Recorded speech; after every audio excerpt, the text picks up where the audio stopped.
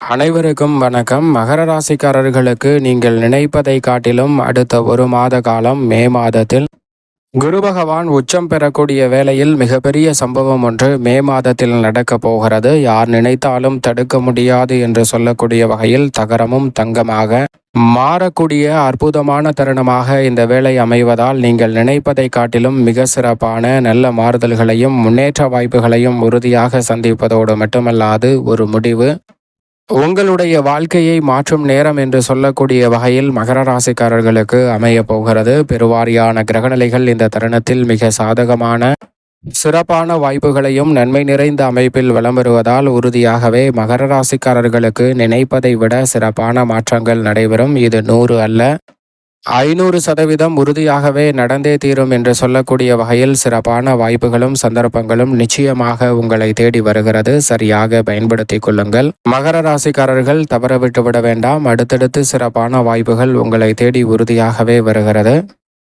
மே மாதத்தில் கிரகநிலைகளின் அமைப்பை ஆராய்ந்து பார்க்கும்போது குரு பகவானின் உச்சம், அது மட்டுமல்லாது செவ்வாயின் ஆட்சி பலம், புதன் சுக்கிரனின் ஆட்சி பலம், சூரியனின் உச்ச பலம் என கிரகநிலைகளில் அற்புதமான வாய்ப்புகளை உருவாக்கி கொடுக்கக்கூடிய அமைப்பில் இருப்பதால் உறுதியாகவே மிகப்பெரிய சம்பவம் ஒன்று யார் நினைத்தாலும் தடுக்க முடியாது என்று சொல்லக்கூடிய வகையில் குரு பகவானினுடைய உச்ச பெயர்ச்சி காரணமாக இந்த மாதத்தின் இறுதியிலிருந்து சிறப்பாக சந்திக்கக்கூடிய சந்தர்ப்பம் கிடைக்கப் போகிறது. அதன் பலனை துவக்கத்திலிருந்தே சந்திக்கக்கூடிய நல்ல சந்தர்ப்பம் நிச்சயமாக உங்களை தேடி வரும். அது மட்டுமல்லாது இந்த காலகட்டத்தில் இக்கட்டான முடிவுகளை சரியாக எடுக்கக்கூடிய வகையில் உங்களுடைய வாழ்வில் ஒரு முடிவு உங்களுடைய வாழ்க்கையை மாற்றும் நேரமாக 100 அல்ல 500% இது நடந்தே தீரும் என்று சொல்லக்கூடிய வகையில் அடுத்த ஒரு மாத காலத்திற்கு தகரமும் தங்கமாக மாறும் நேரமாக மாற்றக்கூடிய வாய்ப்புகளை உருவாக்குவதால் மே மாதத்தில் பெருவாரியான கிரகநிலைகள் மிக அபரிவிதமான வாய்ப்புகளை இந்த தருணத்தில் உருவாக்குகிறது. கிரகநிலைகளின் அமைப்பை ஆராய்ந்து பார்க்கும் போது மிக வலுவாக மிதுன ராசியில் வலம் வரக்கூடிய குரு பகவான் கடகராசியில் உச்சபலம் பெறுகிறார். முதன்மை குருவாக நவ கிரகங்களிலே முதன்மை கிரகமாக சுப குருவாக இருக்கக்கூடிய குரு பகவான் தோஷமற்றவராக பார்க்கப்படுகிறார். அவர் உச்சபலம் பெறுவதால் இந்த வேளையில் உங்களுடைய வாழ்வில் மறக்க முடியாத மிகப்பெரிய சம்பவம் ஒன்று நடக்க போகிறது. அது மகிழ்ச்சி நிறைந்தவையாக அமையக்கூடிய முதன்மையான வாய்ப்பையும் சந்தர்ப்பத்தையும் உருவாக்கி கொடுக்கிறது. குரு பகவானின் உச்சம் என்பது உறுதியாகவே பல பணிகளில் நீங்கள் நினைப்பதை விட மிக சிறப்பான மாற்றத்தை ஏற்படுத்தி கொடுப்பதோடு அதிரடியான வளர்ச்சியையும் முன்னேற்றத்தையும் இந்த தருணத்தில் ஏற்படுத்தி கொடுக்கும் ஒரு பொன்னான நேரமாக மாற்றி கொடுக்க போகிறது. அது மட்டுமல்லாது சனி பகவான் இந்த வேளையில் குருவின் ஆட்சி வீடான மீன ராசியில் வலம் வருகிறார். நீதி தவறாத நடுநிலை தவறாத நியாயஸ்தராக செயல்படக்கூடிய சனி பகவான் அவரது சமகிரகமான குருவின் ஆட்சி வீட்டில் வலம் வரக்கூடிய இந்த வேளையில் பொதுவாகவே அனைத்து வாய்ப்புகளும் சமமாக அமைவதோடு மட்டுமல்லாது இந்த மே மாதத்தில் பல நல்ல வாய்ப்புகள் உங்களை தேடி வரும். உங்களுடைய வாழ்க்கை மாறக்கூடிய வகையில் பொருளாதார ரீதியாக உயர்வை சந்திக்கக்கூடிய வகையில் மிக முக்கியமான முடிவுகளை எடுத்து செயல்படுத்துவதற்கான நல்ல சந்தர்ப்பம் இந்த தருணத்தில் நிச்சயமாக கிடைக்க போகிறது. எனவே தனியின் அமைப்பால் சிறப்பான வாய்ப்புகளை நிச்சயமாக சந்திக்க முடியும். அது மட்டுமல்லாது நிழல் கிரகமான ராகு மற்றும் கேது பின்னோக்கி நகர்ந்து மனித வாழ்க்கையை முன்னோக்கி நகர்த்துவதில் மிகப்பெரிய அளவில் பங்கு வகிக்கிறது. அப்படிப்பட்ட நிழல் கிரகமான ராகு மற்றும் கேதுவின் அமைப்பை பொறுத்த வரைக்கும் ராகு மிக வலுவாக சனியின் ஆட்சி வீடான கும்பராசியிலும் கேது சூரியனின் ஆட்சி வீடான சிம்ம ராசியிலும் வலம் வருவது உறுதியாகவே அதிரடியான மாற்றத்தை ஏற்படுத்தி கொடுப்பதோடு மட்டுமல்லாது இரு கிரகநிலைகளும் தங்களது சஞ்சார தூரத்தில் பாதிக்கு மேல் கடந்த இந்த சூழலில் பெரும்பாலான சிக்கல்கள் விலகி நிழல் கிரகமான ராகு கேது பின்னோக்கி நகர்ந்து உங்களுடைய வாழ்க்கையை முன்னோக்கி நகர்த்துவதில் மிகப்பெரிய அளவில் பங்கு வகிக்கிறது. திட்டமிட்ட காரியங்களை வெற்றி வாய்ப்பை தேடித்தரக்கூடிய வகையிலும் அது மட்டுமல்லாது மந்தமான தேக்கமான பல பணிகளை விளக்கக்கூடிய வாய்ப்பையும் எதிர்காலத்தை பற்றிய அச்சம் பயம் நீங்கக்கூடிய வகையில் அடுத்த ஒரு மாத காலத்திற்கு நிழல் கிரகமான ராகு கேதுவின் அமைப்பால் பல காரியங்கள் சிறப்பாக மாறக்கூடிய சந்தர்ப்பம் உண்டு. நவ கிரகங்களிலே வீரத்தை விளைநிலமாக கொண்டிருக்கும் செவ்வாய் ஆட்சி பலம் பலம் பெறுகிறார். மே 10 முதல் மேசராசியில் ஆட்சி பலம் பெறக்கூடிய செவ்வாயின் அமைப்பால் அதிரடியாகவும் தடாலடியாகவும் பல பணிகளை செய்து வெற்றி பெறுவதோடு மட்டுமல்லாது தகரமும் தங்கமாக மாறும் நேரமாக மாற்றிக்கொள்ளக்கூடிய வகையில் பல நல்ல சிறப்பான வாய்ப்புகள் புத்துணர்ச்சியுடன் உங்களை தேடி வரும். அது மட்டுமல்லாது சுக்கிரன் துவக்கத்தில் ஆட்சி பலம் பெற்றிருக்கிறார். பிறகு அவரது நட்பு கிரகமான புதனின் ஆட்சி வீட்டிலும் வலம் பெற போகிறார். சுக்கிரனின் அமைப்பு ஏராளமான நன்மைகளை பெற்று தருகிறது. துவக்கத்தில் உச்சபலம் பெற்றிருக்கக்கூடிய சூரியன் பிற்பகுதியில் அவரது பகை கிரகமான சுக்கிரனின் ஆட்சி வீட்டில் ரிஷபராசிக்குள் நுழைகிறார். எனவே உஷ்ணமானது குறைவதோடு மட்டுமல்லாது பல சிரமங்கள் படிப்படியாக குறையக்கூடிய சந்தர்ப்பம் இந்த மே மாதத்தில் நிச்சயமாக உண்டு. ஆனால் அதே சமயம் பகை கிரகத்தின் வீட்டிற்குள் நுழைவதால் அக்னி நட்சத்திரம் போல் வெயில் சுட்டரிக்கக்கூடிய வேளையில் சற்று கவனத்துடன் இருக்க வேண்டிய ஒரு தருணமாக பார்க்கப்படுகிறது. வித்யாகாரகரான புதன் 3 இடங்களில் விளம்பர போகிறார். இந்த மாதத்தின் இறுதியில் ஆட்சி பலமும் பெற போகிறாருங்க. அறிவின் அதிபதியாக இருக்கக்கூடிய புதன் ஆட்சி பலம் பெறுவதால் நிச்சயமாக எதிர்பார்ப்பதை விட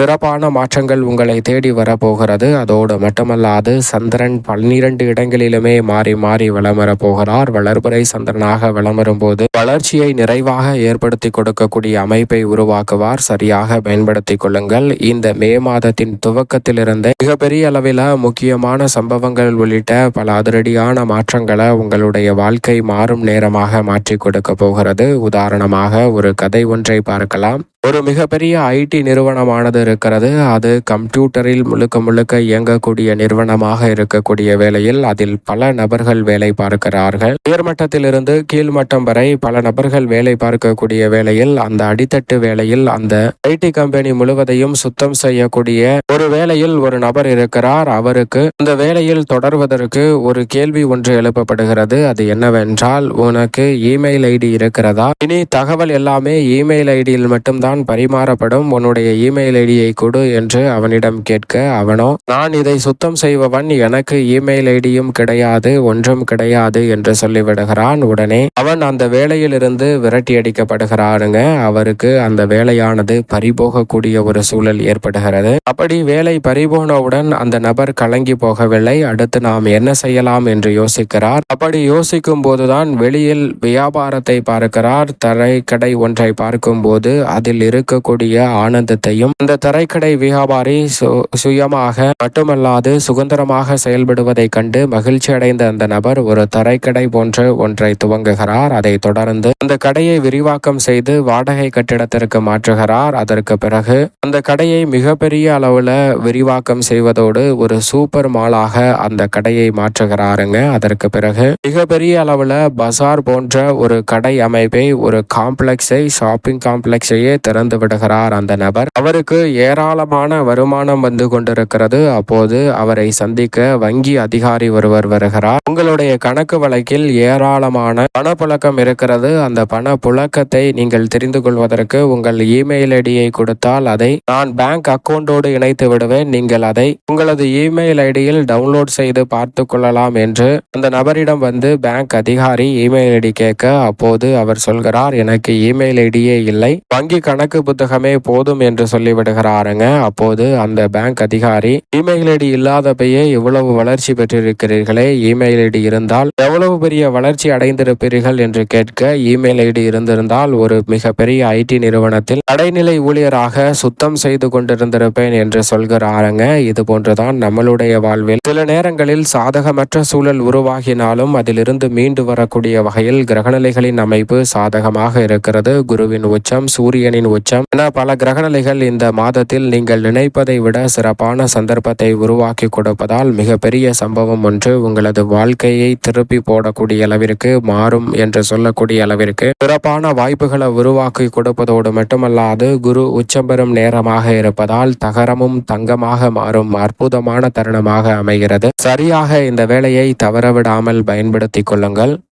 மகர ராசிக்காரர்களுக்கு இந்த வேளையில் முழு சுபகிரகமான குரு பகவான் உச்சம் பெறுகிறாருங்க. இந்த மாதத்தின் இறுதியில் ருணரோக சத்ருஸ்தானமாகிய 6லிருந்து 7ஆம் இடத்தில் உச்சம் பெறக்கூடிய குரு பார்க்கின் கோடி நன்மை என்று சொல்லக்கூடிய வகையில் சப்தம பார்வையால் ஜென்மராசியை பார்ப்பதால் நீங்கள் நினைப்பதை விட மிகப்பெரிய அளவிலான வளர்ச்சியையும் முன்னேற்ற வாய்ப்புகளையும் அடுத்தடுத்து சந்திக்கக்கூடிய நல்ல சந்தர்ப்பம் நிச்சயமாக கிடைக்க இருக்கிறது. மிகப்பெரிய அளவிலான காரிய தடைகள் விலகுவதோடு மட்டுமல்லாது மிகவும் சிறப்பான நல்ல வாய்ப்புகள் குருவின் அமைப்பால் கிடைக்கப் போகிறது. புத்திரக்காரகன் என்று அழைக்கக்கூடிய குரு பகவான் உச்சம் பெற்ற அமைப்பில் வலமருகிறார் சப்தமஸ்தானத்தில். எனவே நீங்கள் நினைப்பதை விட திருமணம், காதுகுத்து, வளகாப்பு, புதுமனை, புத்திர பாக்கியம் என பல நல்ல சுப நிகழ்வுகளை நிறைவாக சந்திக்கக்கூடிய நல்ல சந்தர்ப்பம் குரு பகவான் சப்தமத்தில் உச்சம் பெற்று வலம் வரக்கூடிய வேளையில் நிறைவாக அமைய போகிறது. அதோடு மட்டுமல்லாது மகர ராசிக்காரர்கள் இதுவரை நினைத்தது ஒன்று நடந்தது ஒன்று என்று பல நிகழ்வுகள் இருந்த சூழலில் ராசியின் அதிபதியான சனி பகவான் முழுமையாகவே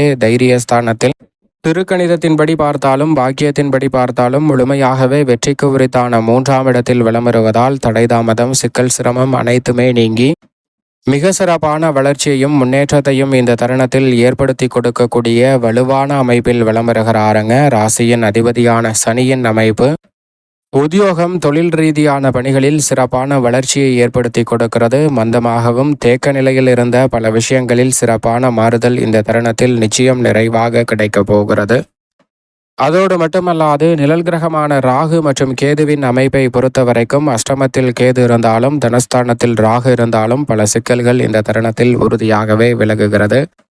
நிழல் கிரகமான ராகு கேது பாதிக்கு மேல் கடந்த சூழலில் இனி அஷ்டம பாதிப்புகளும் பல சிரமங்களும் விலகி சிறப்பான முன்னேற்றம் நிச்சயமாக உங்களை தேடி வரப்போகிறது.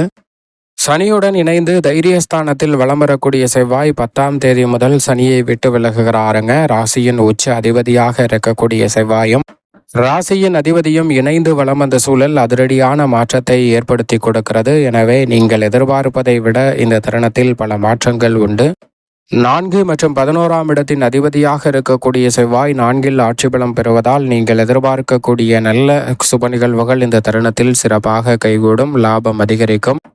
தாய்வழி ஆதரவு கிடைப்பதோடு மட்டுமல்லாது குடும்பத்தில் மிக சிறப்பான முன்னேற்றத்தை அடுத்தடுத்து சந்திக்கக்கூடிய நல்ல சந்தர்ப்பம் உண்டு. உங்களது ஆசைகள் உறுதியாகவே கைகூடும். சிறப்பான வேலையாக இந்த தருணம் அமையக்கூடிய சந்தர்ப்பம் நிச்சயமாக கிடைக்க இருக்கிறது. சரியாக தவறவிடாமல் பயன்படுத்திக் கொள்ளுங்கள். அதோடு மட்டுமல்லாது மிகவும் வலுவாக 5இல் ஆட்சி பலம் பெற்றிருக்கக்கூடிய சுக்கிரன் 6ஆம் இடத்தில் பிற்பகுதியில் வலம் வரப்போகிறார். சுக்கிரனை பொறுத்த வரைக்கும் மிகப்பெரிய அளவில் சிக்கல், சிரமம் என்று சொல்லப்பட்ட பல காரியங்களை விலக்கி சிறப்பான நன்மையை இந்த தருணத்தில் ஏற்படுத்தி கொடுக்கிறார். தன்னம்பிக்கை துளிர்விடக்கூடிய வகையில் பல வாய்ப்புகள் சிறப்பாக கைகூடும். எதிர்பார்க்கக்கூடிய பல சுப நிகழ்வுகளை நிறைந்த நன்மை நிறைந்தவையாக மாற்றிக்கொள்ளக்கூடிய சந்தர்ப்பத்தை சுக்கிரன் உருவாக்கி கொடுக்கிறார். கலைத்துறை, அரசியல் துறையில் பிரம்மாண்டமான வாய்ப்புகள் கிடைக்கும். மிக வலுவாக உஷ்ணகிரகமாக இருக்கக்கூடிய சூரியனும் இந்த வேளையில் மிகவும் வலுவாக உச்சம் பெற்ற நிலையிலிருந்து பூர்வ புண்ணியஸ்தானமாகிய 5இல் நுழைகிறார். சுகஸ்தானத்தில் இருந்து விலகி பூர்வ புண்ணியஸ்தானத்தை வலுப்படுத்துவதால் தந்தை வழி உறவு முறைகள் மிக சிறப்பானதாக அமைவதோடு எதிர்பார்க்கக்கூடிய தனலாபம் நிறைவாக உங்களை தேடி வரும். வித்யாகரகரான புதன்